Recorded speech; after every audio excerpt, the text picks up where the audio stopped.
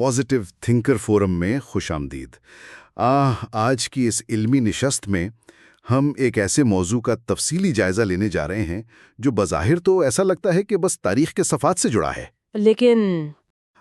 لیکن اس کے جو اثرات ہیں وہ ہماری آج کی عملی اور ذہنی زندگی پر بہت گہرے ہیں۔ بالکل ایسا ہی ہے۔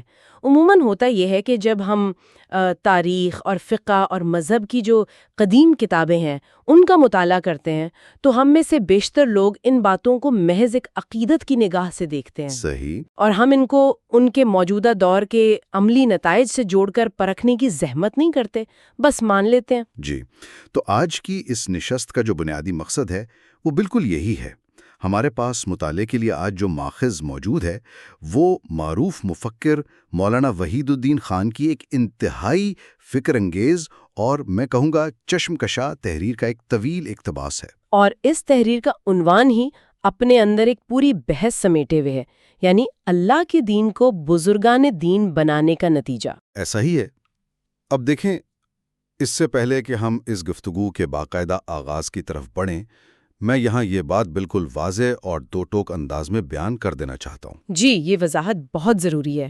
ہاں، اس علمی نشست کا مقصد ہرگز کسی خاص نظریے، مسلک یا سیاسی اور مذہبی سوچ کی تائید کرنا نہیں ہے، اور نہ ہی ہمارا مقصد کسی کی دل آزاری کرنا ہے۔ بالکل۔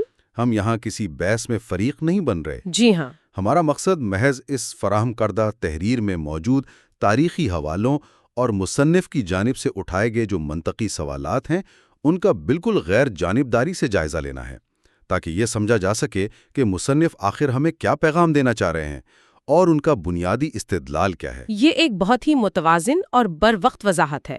واقعی علمی دیانت کا تقاضا بھی تو یہی ہے کہ ہم تحریر کو اسی کے مخصوص تناظر میں سمجھنے کی کوشش کریں۔ آج کی اس نشست کا ہدف بنیادی طور پر اس تصور کا جائزہ لینا ہے جسے ہم اسلامی فقہ کی اصطلاح میں توہین رسالت یا شتم رسول کہتے ہیں۔ صحیح، اور خاص طور پر اس سے جڑے جو ایک عالمگیر سزائے موت کا تصور ہے اس کے حوالے سے پیدا ہونے والے عملی اور منطقی الجھاؤ کو سمجھنا ہے۔ مطلب ہم اس الجھاؤ پر بات کریں گے جو ان نظریات کو آج کی دنیا میں لاگو کرنے سے پیدا ہوتا ہے۔ جی بالکل۔ مولانا وحید الدین خان نے جس مہارت سے ایک تاریخی فتوے کو آج کے دور کی حقیقتوں کے سامنے رکھ کر اس کا تجزیہ کیا ہے، وہ دراصل اسی بات پر زور دیتا ہے کہ جب نظریات کو صرف کتابوں کی حد تک ماننے کے بجائے ان کے عملی نتائج کی کسوٹی پر پرکھا جائے تو کیسی پیچیدگیاں جنم لیتی ہیں۔ ہمارا فوکس اسی الجھاؤ پر رہے گا۔ چلیں اس بات کی تہ کھولتے ہیں، کیونکہ تحریر کا آغاز ہی ایک ایسی حیران کن حقیقت سے ہوتا ہے جس پر عموماً ہماری توجہ نہیں جاتی، یا شاید ہم نے کبھی زاویے سے سوچا ہی نہیں۔ جب بھی شتم رسول یا توہین کے قانون کی بات ہوتی ہے تو عام تاثر یہی ہوتا ہے کہ یہ محض پیغمبر اسلام صلی اللہ علیہ وسلم کی ذات مبارکہ کے دفاع کا قانون ہے، لیکن مصنف ہمیں ایک بالکل مختلف حقیقت سے روشناس کرواتے ہیں۔ جی، وہ بتاتے ہیں کہ جن علماء اور فقہا کے نزدیک سب و شتم کرنے والا شخص واجب القتل ہے، ان کے ہاں یہ حکم صرف پیغمبر اسلام تک محدود نہیں ہے، بلکہ یہ اصول خدا کے تمام پیغمبروں کے لیے یکساں لاگو ہوتا ہے۔ یعنی تاریخ انسانی میں جتنے بھی پیغمبر گزرے ہیں ان میں سے کسی کی بھی توہین کی جائے تو ان فقہا کے نزدیک سزا وہی ہے۔ بالکل، سزا موت ہے۔ اس ایک نقطے نے بلا شبہ اس بحث کے دائرہ کار کو حیرت انگیز حد تک وسیع کر دیا ہے۔ یہاں جو بات سب سے زیادہ حیران کن ہے وہ یہ ہے کہ تاریخ اسلام کے کتنے بڑے اور معتبر ناموں نے اس اصول کو کس قدر واضح اور دو ٹوک انداز میں بیان کیا ہے۔ مثال کے طور پر مصنف نے اس حوالے سے امام ابن تیمیہ کی مشہور زمانہ کتاب کا ایک بہت ہی ٹھوس حوالہ پیش کیا ہے۔ امام ابن تیمیہ نے باقاعدہ اپنی کتاب میں اس موضوع پر ایک مستقل باب یا فصل قائم کی ہے۔ اچھا، اور اس باب کا عنوان ہی دراصل مصنف کے اس پوری بحث کا مرکزی نقطہ ہے۔ وہ عنوان کچھ یوں ہے کہ فصل فی ان حکم سب سائر الانبیاء کا حکم سب نبینا علیہ السلام، اور اس کے تحت انہوں نے بڑی صراحت سے لکھا ہے۔ ذرا رکیے، اس سے پہلے کہ ہم مزید آگے بڑھیں، کیا اس عربی عبارت کو ذرا آسان اور عام فہم اردو میں بیان کیا جا سکتا ہے تاکہ بات بالکل واضح ہو جائے کہ اس کا اصل مطلب کیا ہے؟ یہ بالکل، میں اسے آسان کر دیتی ہوں۔ اس عبارت کا سیدھا اور صاف مطلب یہ ہے کہ تمام پیغمبروں کو سب و شتم کرنے کا بالکل وہی حکم ہے جو ہمارے پیغمبر کو سب و شتم کرنے کا ہے۔ یعنی فقہی اعتبار سے امام ابن تیمیہ یہ واضح کر رہے ہیں کہ پیغمبروں میں سے جس کو بھی برا بھلا کہا جائے گا وہ جرم ایک ہی سطح کا مانا جائے گا۔ جی ہاں، جو بھی ایسا کرے گا وہ کافر قرار پائے گا اور اس کا خون حلال ہو جائے گا۔ اس فقہی موقف کے مطابق توہین کا نشانہ بننے والے پیغمبر کی شناخت ثانوی حیثیت رکھتی ہے، صحیح۔ جبکہ اصل جرم وہ فعل ہے اور اس فعل کی حتمی سزا دائرہ اسلام سے اخراج اور موت کی صورت میں طے کی گئی ہے۔ یہ تو ایک بہت ہی غیر لچکدار اور مطلق اصول معلوم ہوتا ہے، لیکن میرے ذہن میں ایک سوال ابھرتا ہے کہ کیا اس دور کے فقہا جب وہ یہ اصول وضع کر رہے تھے اس بات سے آگاہ نہیں تھے کہ ان کے اس فتوے کا دائرہ کتنا وسیع ہو سکتا ہے؟ یہ ایک الگ تاریخی بحث ہے، لیکن تحریر کے مطابق یہ فقہی رائے منوان موجود ہے۔ یہاں اگر بات واقعی بہت دلچسپ ہو جاتی ہے، کیونکہ مولانا وحید الدین خان اس تاریخی حوالے کو محض ایک معلوماتی اقتباس کے طور پر پیش کر کے خاموش نہیں ہو جاتے۔ بالکل، وہ ایک قدم آگے بڑھتے ہیں۔ جی، وہ قاری کو دعوت فکر دیتے ہیں کہ فرض کریں اگر آج کوئی شخص قرآنی تعلیمات کے وسیع تر تناظر کو پس پش ڈال دے اور صرف ابن تیمیہ کے اس فتوے کی منوعن پیروی کرنا چاہے تو آج کی اس جدید اور جڑی ہوئی دنیا میں اس کا عملی نتیجہ کیا نکلے گا؟ قانون کا کاغذ پر موجود ہونا ایک الگ بحث ہے، لیکن جب اسے زمینی حقائق پر نافذ کرنے کی بات آئے گی تو مصنف کے مطابق کیا منظرنامہ ابھرے گا، یہ اصل سوال ہے۔ بالکل، اگر ہم اس بات کو وسیع تر تناظر میں دیکھیں تو یہیں سے مصنف کے استدلال کی اصل کاٹ اور منطقی گہرائی شروع ہوتی ہے۔ وہ کیسے؟ مصنف واضح کرتے ہیں کہ اگر کوئی فرد یا گروہ اس فتوے پر اس کی پوری روح اور وسعت کے ساتھ عمل کرنے کا فیصلہ کر لے تو اس کا عملی نتیجہ یہ نکلے گا کہ روئے زمین پر موجود تقریباً تمام انسانوں کو قتل کرنا پڑے گا۔ تمام انسانوں کو؟ یہ بات تو بظاہر ایک بہت بڑی مبالغہ آرائی لگتی ہے۔ لیکن مصنف نے اسے ثابت کرنے کے لیے ہوا میں تیر نہیں چلائے۔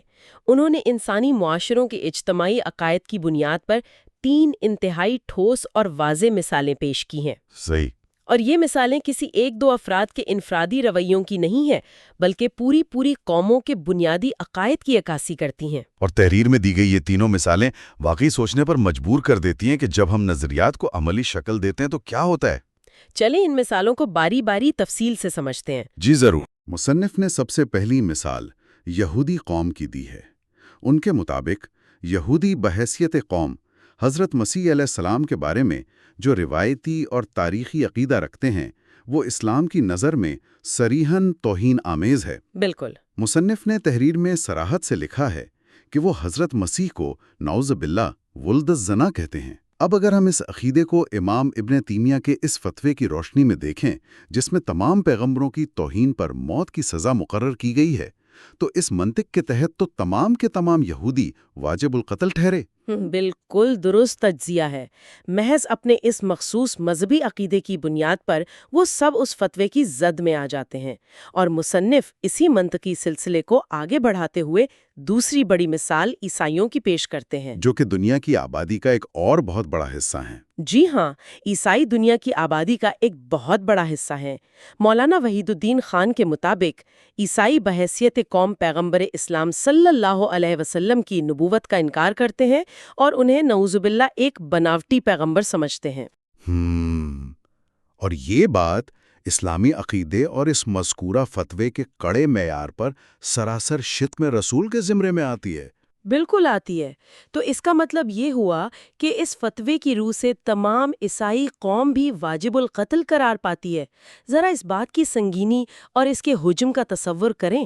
واقعی ہم یہاں چند ہزار یا چند لاکھ لوگوں کی بات تو نہیں کر رہے بلکہ اربوں انسانوں کی بات کر رہے ہیں۔ بالکل، مصنف دراصل یہ دکھانا چاہ رہے ہیں کہ ایک تاریخی فتوے کی اندھی تقلید کس طرح انسانیت کی ایک بہت بڑی اکثریت کو موت کے گھاٹ اتارنے کا جواز فراہم کر سکتی ہے۔ یہ واقعی رونگٹے کھڑے کر دینے والی صورتحال ہے، لیکن بات صرف روایتی مذاہب تک محدود نہیں رہتی۔ مصنف نے جو تیسری مثال دی ہے وہ تو اور بھی زیادہ وسیع اور پیچیدہ ہے۔ جی، وہ آج کی جدید دنیا اور اس کے تعلیم یافتہ طبقے کا ذکر کرتے ہیں۔ بالکل، تحریر میں یہ نکتہ خاص طور پر اٹھایا گیا ہے کہ اس جدید تعلیم یافتہ طبقے میں صرف غیر مسلم ہی نہیں بلکہ خود مسلم معاشروں کے لوگ بھی شامل ہیں۔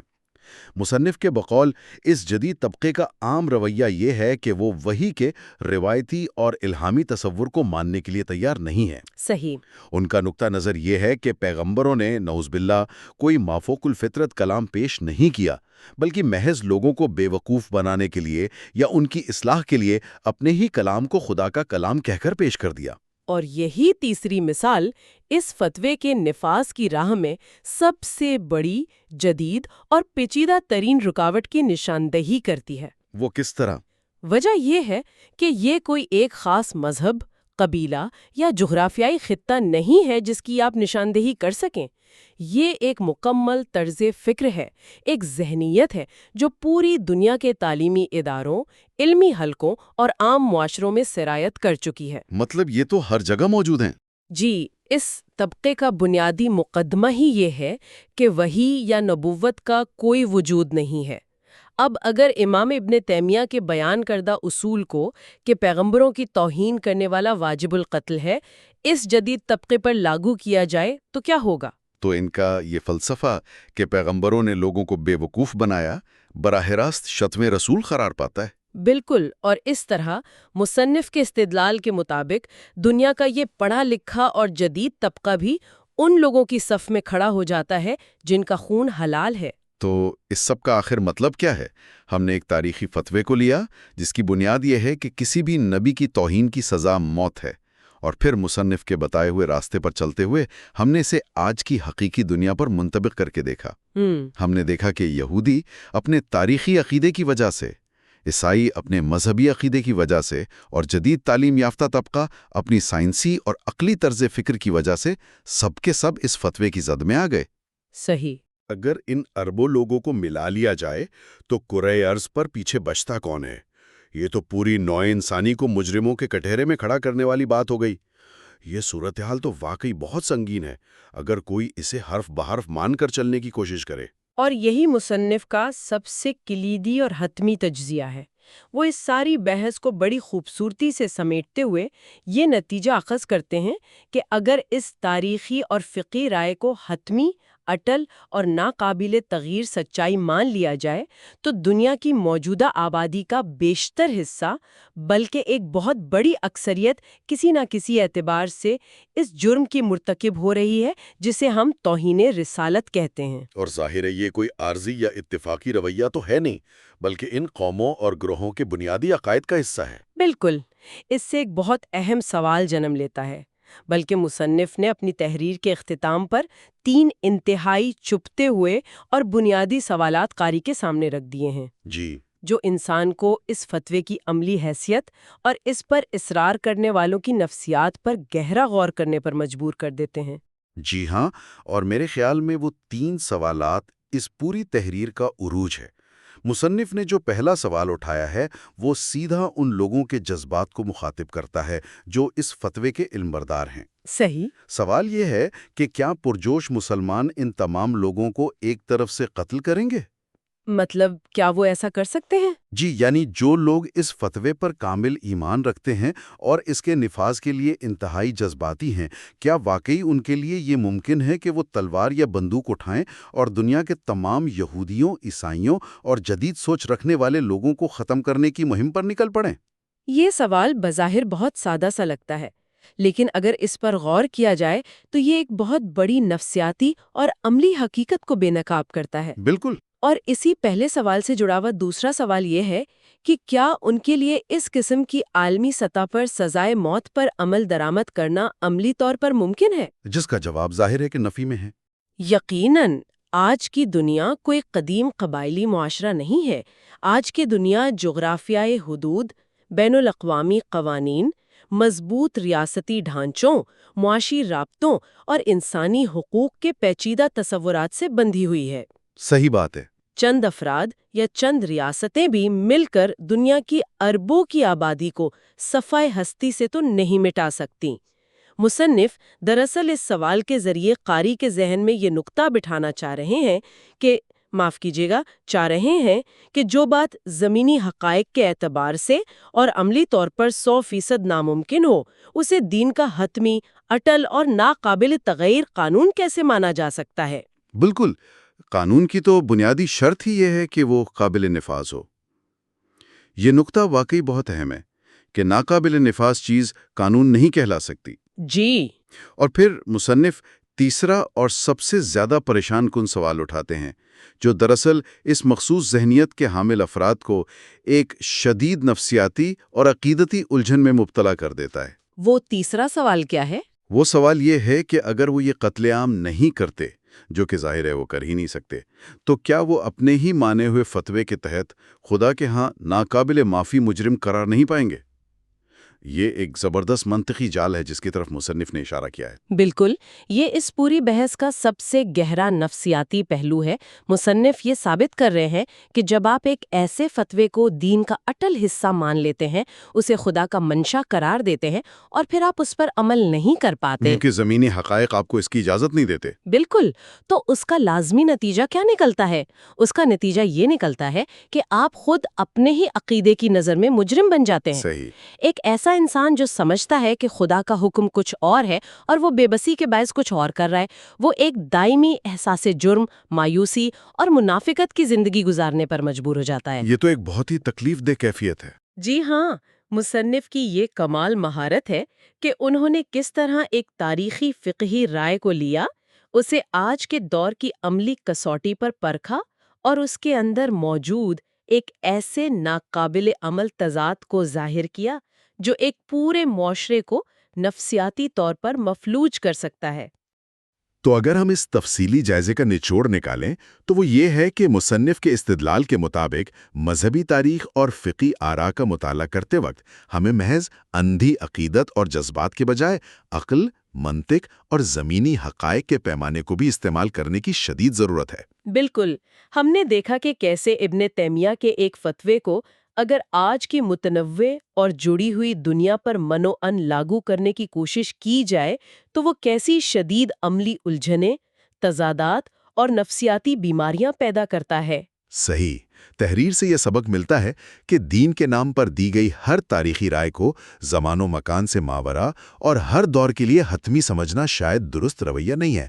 ہر قانون اور ہر فتوے کی ایک عملی افادیت ہونی چاہیے۔ اور اگر کوئی نظریہ ہمیں ایک ایسی بند گلی میں لے جاتا ہے جہاں سوائے ناممکنات اور تباہی کے کچھ نہ ہو، تو علمی دیانت کا تقاضا ہے کہ اس پر دوبارہ غور کیا جائے۔ بالکل صحیح کہا آپ نے۔ اور اسی بصیرت افروز بحث سے جڑا ایک نیا زاویہ فکر جس پر مستقبل میں مزید سنجیدگی سے غور کرنے کی ضرورت ہے، وہ یہ ہے کہ کیا ماضی میں دی گئی ان تمام فقہی آراء کو ان کے اپنے مخصوص جغرافیائی اور سیاسی پس منظر کی روشنی میں سمجھنا زیادہ ضروری نہیں ہے؟ یعنی اس دور کے حالات کو دیکھنا۔ جی ہاں، جن ادوار میں یہ فتوے دیے گئے اس وقت دنیا ریاستوں، سلطنتوں، فتوحات اور جنگوں کے بالکل مختلف اصولوں پر چل رہی تھی۔ اس وقت مذہبی شناخت تھی، ریاست کی شناخت ہوتی تھی۔ آج ہم ایک ایسی دنیا میں رہتے ہیں جہاں انسانی معاشروں کا ارتقاء ہو چکا ہے، ریاستوں کا تصور بدل چکا ہے اور مختلف مذاہب کے لوگوں کے درمیان عالمی رابطے بالکل مختلف نوعیت کے ہیں۔ بالکل، دنیا اب گلوبل گاؤں بن چکی ہے۔ تو کیا یہ سوچنا اہم نہیں ہے کہ قانون اور فقہ کو وقت کے ساتھ ان انسانی معاشروں کے مسلسل ارتقاء اور زمینی حقائق کو مد نظر رکھتے ہوئے ازر نو غور و فکر اور تشکیل نو کی ضرورت ہوتی ہے؟ جی، یہ تو ناگزیر ہے۔ اگر ہم ایک زندہ، متحرک اور باشعور معاشرے کے طور پر آگے بڑھنا چاہتے ہیں تو شاید ہمیں ماضی کے فتاوی کو حرف آخر سمجھنے کے بجائے ان کے پیچھے موجود بنیادی مقاصد کو آج کی دنیا کے تقاضوں کے مطابق سمجھنا ہوگا۔ یہ واقعی ایک بہت ہی فکر انگیز اور دور رس پہلو ہے جو ہمیں محض ماضی کو دہرانے کے بجائے مطالعے اور غور و فکر کی ایک نئی راہ دکھاتا ہے۔ بالکل۔ امید ہے کہ اس علمی نشست اور تفصیلی جائزے سے سوچنے کے نئے زاویے اور نئے سوالات سامنے آئے ہوں گے۔ ہم سب کو مطالعے، تحقیق اور سمجھنے کے اس سفر کو اسی طرح کھلے ذہن کے ساتھ جاری رکھنا چاہیے۔ اللہ ہمیں سمجھ، صبر اور حکمت عطا فرمائے۔